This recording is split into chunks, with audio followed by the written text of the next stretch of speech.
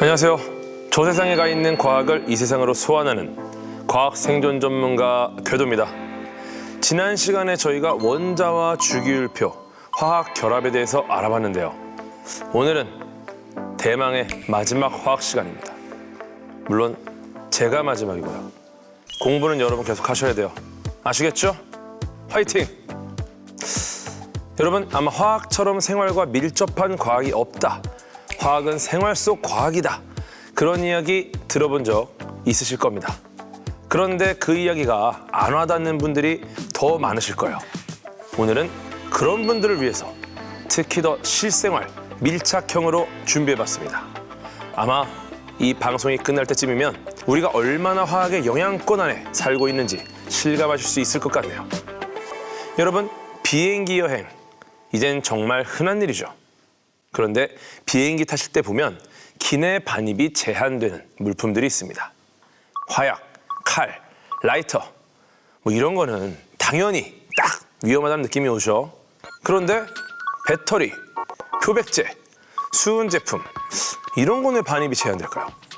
여기에도 화학이 숨어 있습니다. 우선 수은 제품, 온도계, 이런 거죠. 수은은 실온에서 유일하게 액체로 존재하는 금속인데요. 물처럼 흐르는 은이라고 해서 수은이라고 합니다. 수은. 예전에 진시황은 수은을 불로불사의 명약으로 알고 먹었지만 요즘엔 수은이 독극물인 거 다 알고 계시죠? 그런데 수은은요, 인체뿐만 아니라 비행기 몸체에도 해롭습니다. 비행기 몸체의 알루미늄이 녹슬지 않게 하는 막을 훼손시켜서 비행기를 부식시키기 때문에 그렇습니다. 배터리 같은 경우는 우리가 주로 쓰는 리튬이온 배터리, 전력량이 160Wc를 넘으면 반입이 금지되고 그 이하여도 개수 제한이 있죠. 나중에 말씀드리겠지만 리튬이온 배터리는 충전이 가능한 대표적인 화학전지인데요. 열과 충격에 민감해서 폭발 위험이 있습니다. 그래서 비행기에 갖고 타실 때 제한이 있는 거죠. 또 표백제는 산화성 물질인데요. 표백제는 산화환원 반응을 이용해서 물건의 색소를 제거하는 제품이라서 불이 잘 붙습니다. 불이. 그래서 비행기에 갖고 타면 안 되는 거예요. 이렇게 화학은요, 알든 모르든 일상의 많은 부분에 존재합니다. 여러분이 매일 입는 옷, 비닐봉지, 반찬통, 선크림, 감기약, 애들 장난감까지도 전부 다 화학 제품이죠. 화학 제품이라고 하면 인위적인 느낌 때문에 부정적으로 느끼시는 분들도 계실 텐데 사실 생활을 이롭게 하려고 만들어진 게 대부분이죠. 화학이라는 학문이 원래 자연에 있던 물질의 비밀을 밝히는 것이기도 하지만 자연에 없던 새로운 물질을 만드는 일이기도 합니다. 물질과 물질이 만나 전혀 다른 성질의 물질로 변하는 화학 반응, 이것을 이용해서 다양한 제품을 만드는 거죠. 오늘은 물질을 전혀 다른 물질로 바꾸는 마법, 마치 마법과 같은 화학 반응에 대해 알아볼 건데요. 그나마 저희가 좀 익숙한 산염기 반응과 산화 환원 반응에 대해서 오늘 말씀드려볼까 합니다.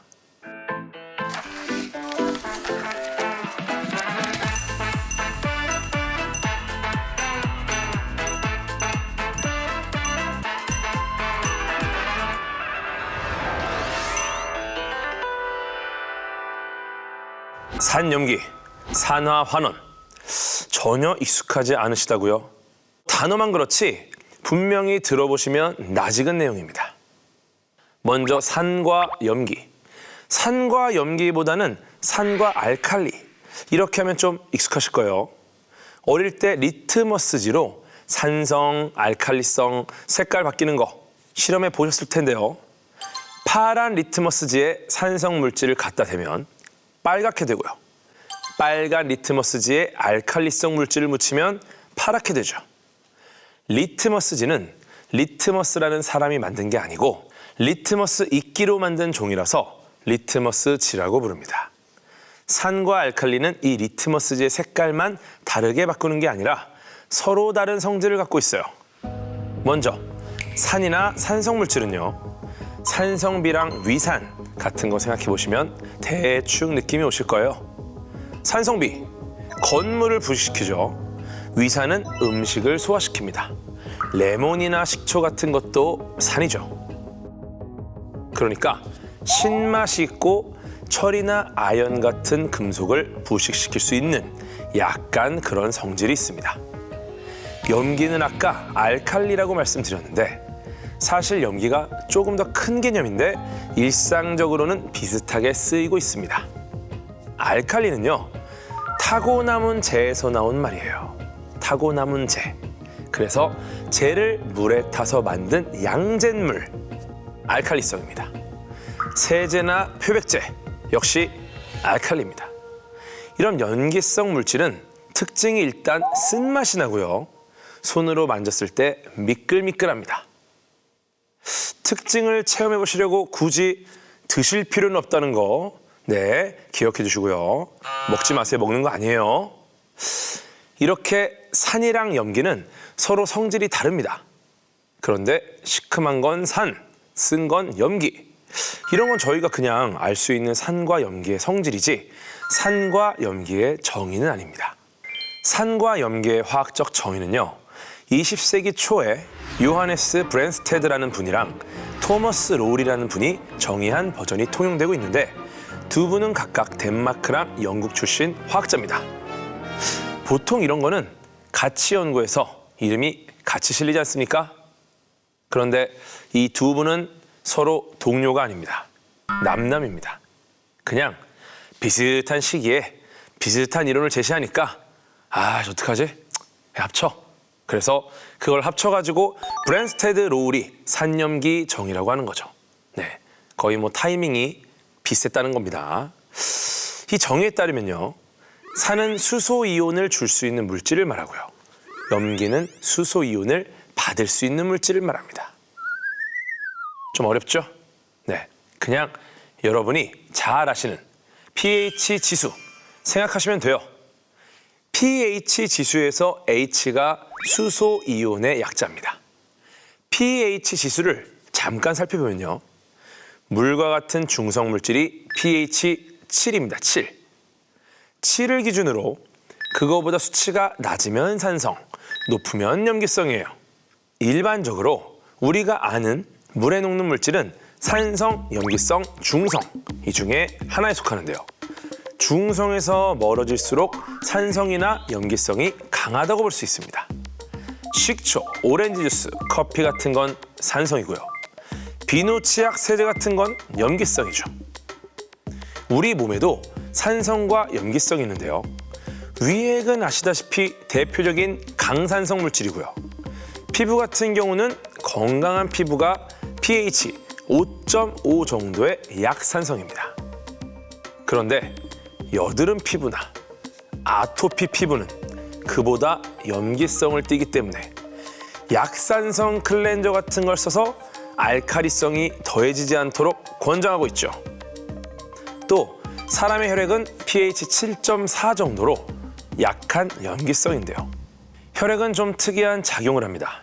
만약에 우리의 피가 신음식을 먹을 때마다 산성으로 변하면 어떻게 될까요? 자칫하면 사망에 이를 수 있어요.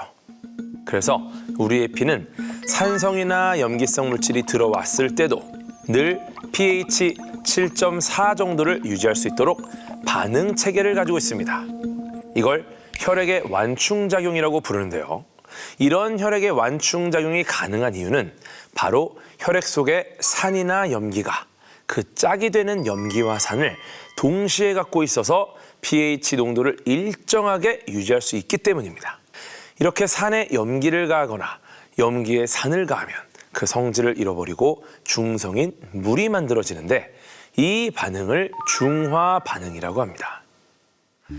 이런 중화 반응은 실생활에서도 많이 나타나는데요. 예를 들어 위산 과다로 속이 쓰리면 우리가 제산제를 먹죠. 제산제는 염기성 물질로 위산과 반응해서 중화시키는 역할을 합니다. 또 산성화된 땅에 염기인 석회를 사용하면 땅이 중화되고요. 생선 비린내 없앨 때 레몬즙을 뿌리는 것도 비린내가 나게 만드는 물질이 염기성이기 때문에 이걸 중화시키기 위해서 산성 물질인 레몬을 쓰는 겁니다. 그런데 여기서 여러분의 안전을 위해서 한 가지만 더 말씀드리면요. 본의 아니게 여러분이 강한 산성이나 염기성 물질을 삼키게 되는 경우가 있을 수 있어요. 특히 우리 어린아이들, 어린 친구들 같은 경우에 충분히 이런 사고가 있을 수 있죠. 이때 중화 반응을 유도한다고 다른 염기나 산성 물질을 먹는다? 이거 될까요, 안 될까요? 네? 여러분, 안 됩니다. 절대 안 돼요. 이런 사고가 있을 때는요. 물을 최대한 섭취해서 몸에 들어간 강산성이나 강염기성 물질을 가능한 한 빨리 빼내는 게 중요합니다. 절대 여러분 몸으로 산염기 반응을 실험하시면 안 된다는 점, 안전상식으로 말씀드립니다.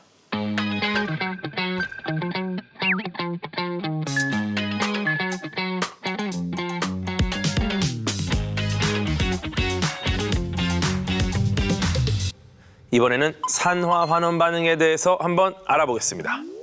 산화된다는 건 깎아놓은 사과가 갈변하거나 쇠붙이가 녹슬거나 하는 그런 현상을 말하는데요. 단어만 보셔도 아시겠지만 산화, 산소랑 결합한다, 이런 의미를 갖고 있습니다. 산소는 반응성이 매우 좋은 원소입니다. 무슨 말이냐면요. 다른 물질을 만났을 때 너무너무 잘 들러붙어요. 이미 자연에 있는 물질들은 산소랑 들러붙어서 녹슬어 있는 게 많습니다.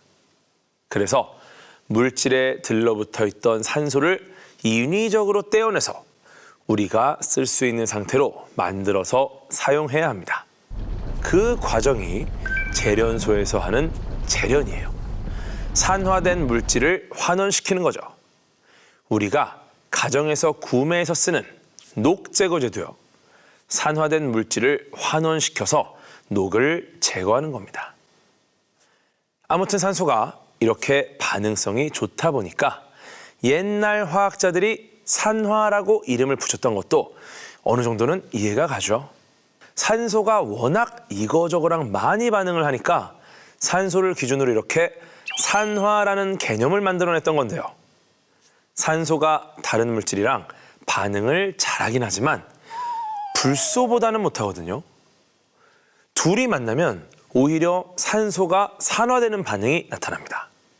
다시 말씀드리면 여태 산화라고 불러온 세월이 있어서 지금도 산화라는 말을 쓸 뿐이지 더 이상 산화의 정의를 산소랑 결합한다, 이렇게 하긴 어렵다는 거예요.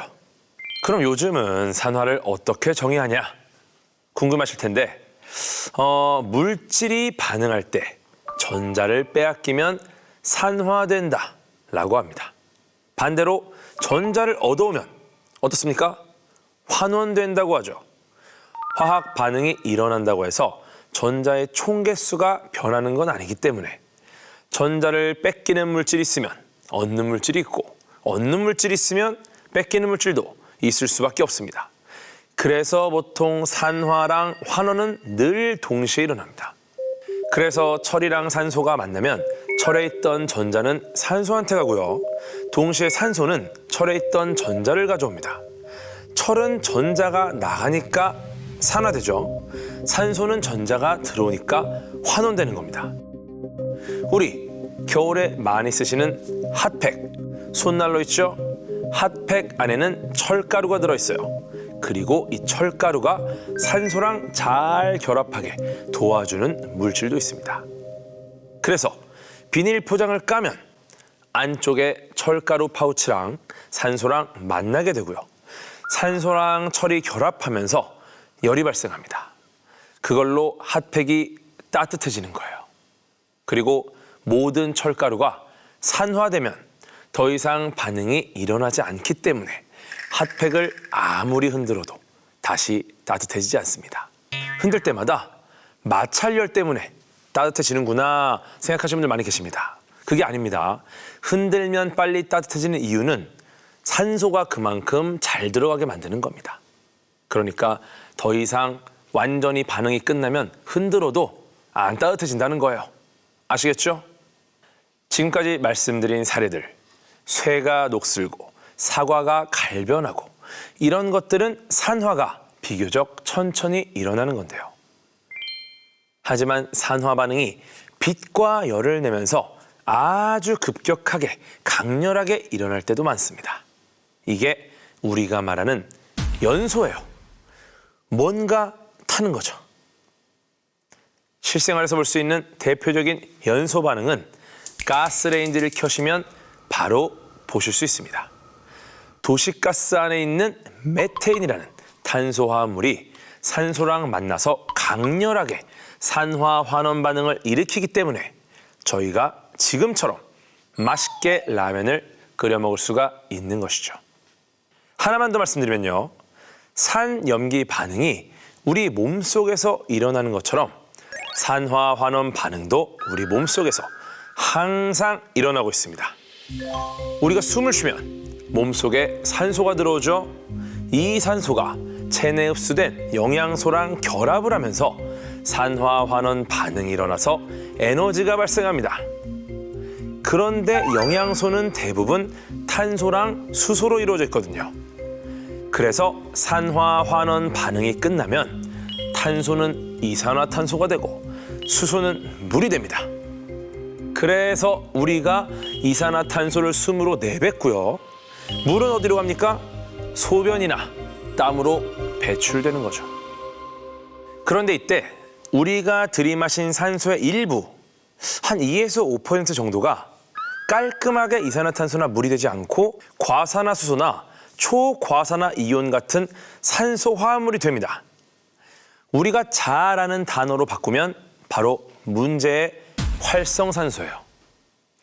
활성산소라고 하면 그냥 좀 활발한 산소 같은데 정확히는 산소가 아니라 산소 화합물인 거죠. 이런 활성산소는 불안정하기 때문에 다른 물질이랑 빨리 결합하고 순식간에 사라집니다. 그런데 그 짧은 시간에 우리 몸의 세포랑 조직에 엄청난 영향을 미칩니다. 세균도 공격하고요. 거기서 멈추면 좋은데 우리 몸의 세포까지 공격합니다. 그래서 노화라든지 면역 저하, 암 같은 걸 유발한다고 하는 거예요. 그러니까 적당하면 괜찮은데 많으면 문제가 되는 겁니다. 이미 생긴 활성산소를 줄이는 것보다는 애초에 덜 생기게 하는 게 효과가 있다고 하는데요. 방법은 맨날 들으시는 그겁니다. 소식하고요. 비타민 챙겨 드시고요. 적당히 너무 심하지 않게 운동하시고요. 스트레스 덜 받고요. 그러면 몸속에 항산화 효소가 증가해서 활성산소의 악영향을 줄일 수 있다고 합니다. 근데 이게 쉬운 일이 아니죠. 건강하게 살기가 이렇게 어렵습니다.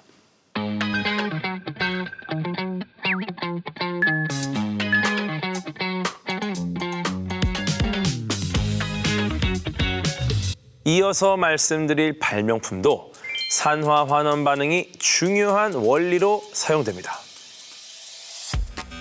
뭘까요? 우리가 일상생활에 너무나 많이 쓰고 있는 건데요.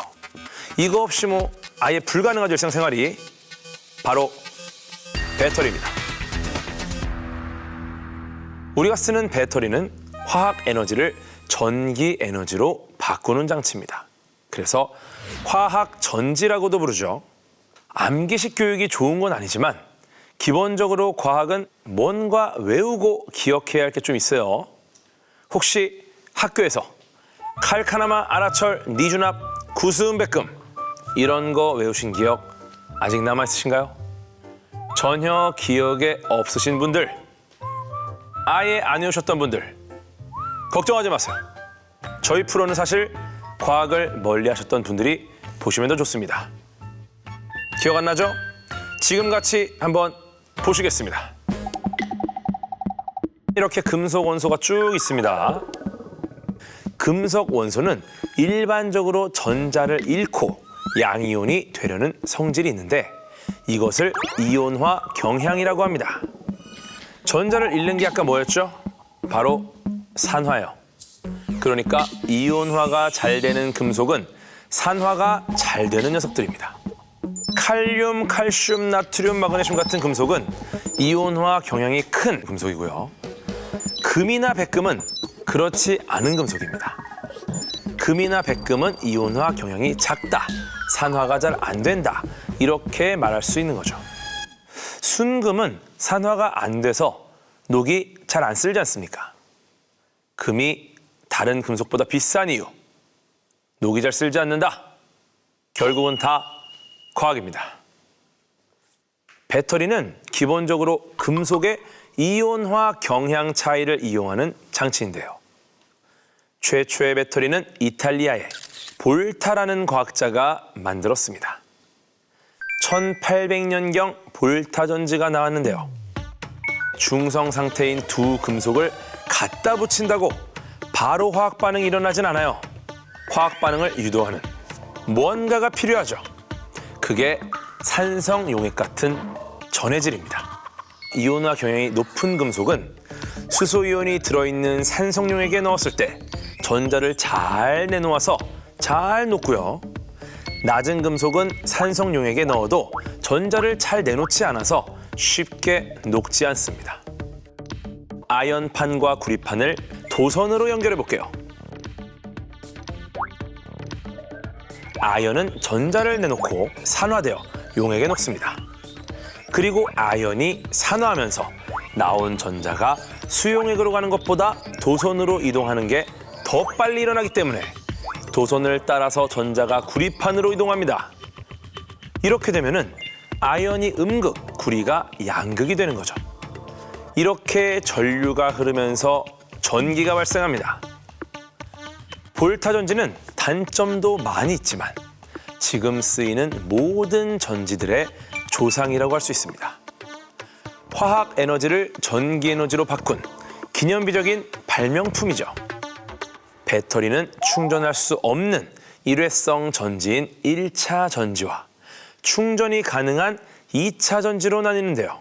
볼타 전지처럼 충전이 안 되는 1차 전지는 지금도 사용되고 있습니다. 흔히 건전지라고 불리는 것들인데요. 볼타 전지 같은 초창기 전지들이 묽은 황산 용액 같은 걸 사용하다 보니까 이게 밖으로 새고 그랬거든요. 그래서 그걸 누수가 안 되게 걸쭉하게 하고요. 종이나 섬유질 같은 데다가 흡수시켜서 마른 것 같은 상태로 만들었다. 그래서 건전지라고 부릅니다. 건포도, 그런 거예요. 건포도, 말렸어. 건전지, 마른 것 같은 상태. 물론 건포도도 약간 촉촉하죠. 건전지도 마찬가지입니다. 건전지는 볼타 전지처럼 음극의 아연을 쓰는데요. 아연이 배터리를 원통형으로 감싸고 있습니다. 양극은 건전지에 툭 튀어나온 부분 있죠. 그 부분 안쪽에 탄소 막대심이 길게 있는데 이 탄소 막대가 양극 역할을 합니다. 그런데 사실 탄소 막대는 전자의 흐름을 원활하게 하는 역할을 할 뿐이고요. 직접 화학 반응에 참여하진 않습니다. 양극 역할을 하는 건 탄소 막대를 둘러싸고 있는 이산화 망가니즈라는 화합물입니다. 지금까지 말씀드린 1차 전지는 음극의 물질이 전부 산화되면 방전되는데요. 이제 소개해드릴 2차 전지는 방전이 된 전지를 다시 충전할 수가 있습니다.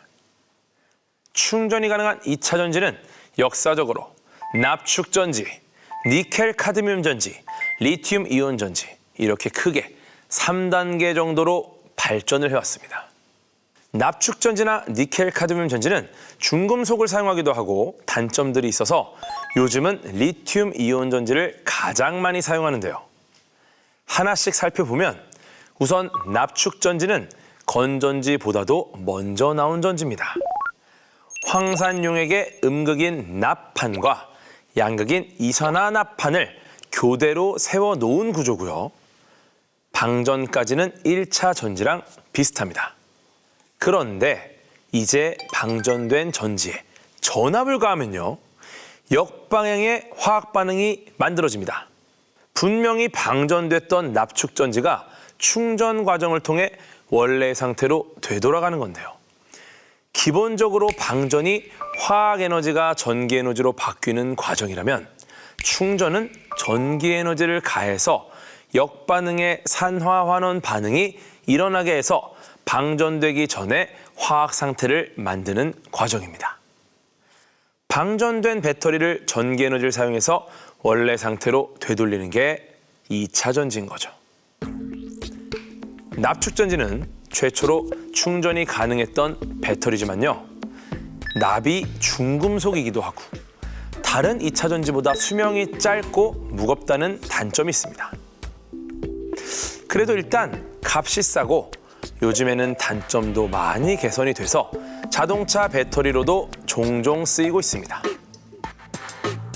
1900년경에 처음 나온 니켈 카드뮴 전지는 납축 전지에 비해서 충전 시간도 짧고 작게 만들 수 있다는 장점도 있었는데요.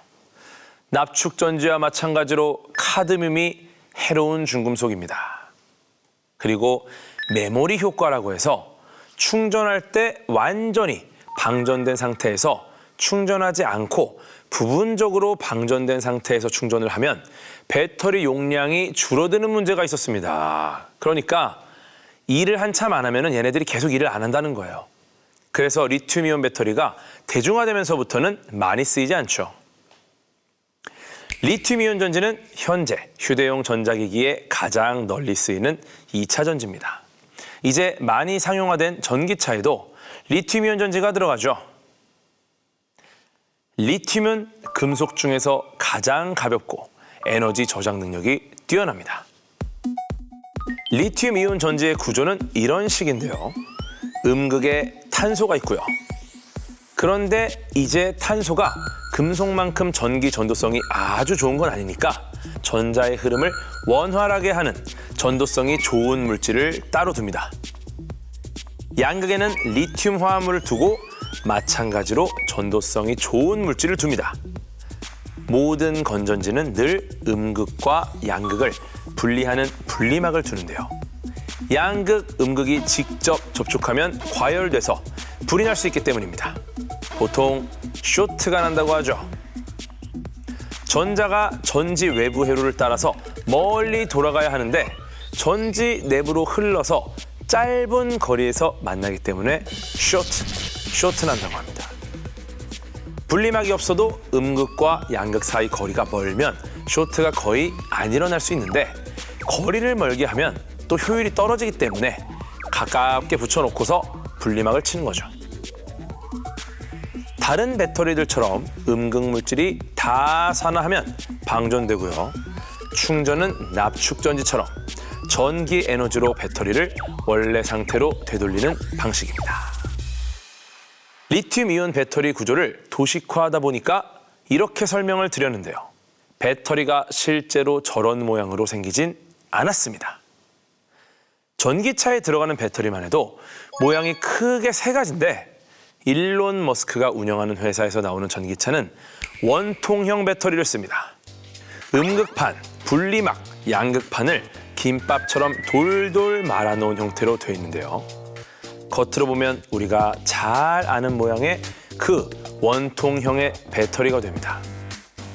T사 전기차에는 원통형 배터리가 빽빽하게 쫙 깔려 있어요. 원통형 배터리는 수급이 안정적이고 싸다는 장점이 있습니다.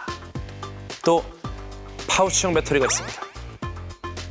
말랑한 파우치처럼 배터리가 딱딱하지 않아요.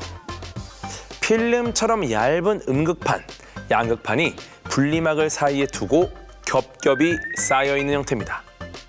한 장 한 장이 종이책 페이지 넘기듯이 촤라라락 넘길 정도의 두께예요.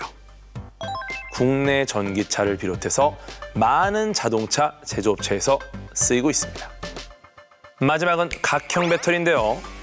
음극판, 분리막, 양극판을 겹쳐놓은 다음에 접어서 통에 넣어놓은 식입니다. 통에 들어있다 보니까 겉이 딱딱하고 충격에 강합니다. 독일이나 유럽 자동차 브랜드에서 많이 사용하는 배터리죠. 이렇게 산염기와 산화 환원 반응, 그리고 산화 환원 반응을 이용한 배터리까지 생활 속 화학 지식을 오늘 만나봤는데요. 생활에서 많이 접하던 것들을 정말 새로운 눈으로 볼 수 있기 때문에 정말 의미 있는 시간이 아니었나 하는 생각이 듭니다. 오늘 준비한 내용은 여기까지고요. 다음 시간에는 화학이 아닌 생명과학으로 돌아오겠습니다. 지금까지 궤도였습니다.